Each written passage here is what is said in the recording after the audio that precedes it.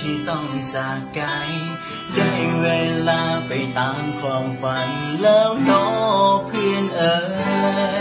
ยต่างคนต่างมีรอยยิ้มให้กันในวันสุดท้ายต่างคนต่างอวยพรให้กันและกันโชคดีให้มีอนาคตที่สดใสเหลือไว้แต่ลายเส้น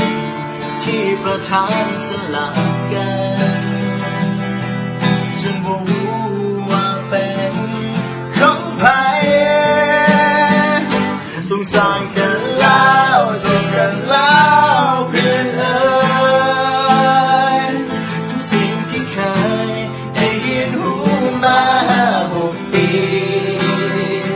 มีทั้งรอยยิ้มผ่านน้ำตาความสุขใจและความเสียใจเลยขอให้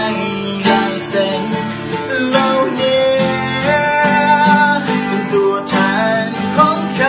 ำว่าเพื่อน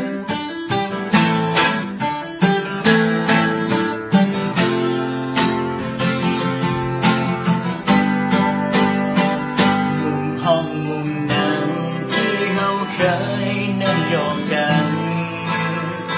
ฟ้าห้องบนนั้นเคยคิดคำว่าเลิ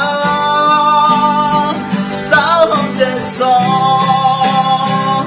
ต้องสายกันแล้วเจอกันแล้วเพื่อนเอ๋ยทุกสิ่งที่เคยได้เรียนรู้มา6 ปีมีทั้งรอยยิ้มผ่านน้ำตา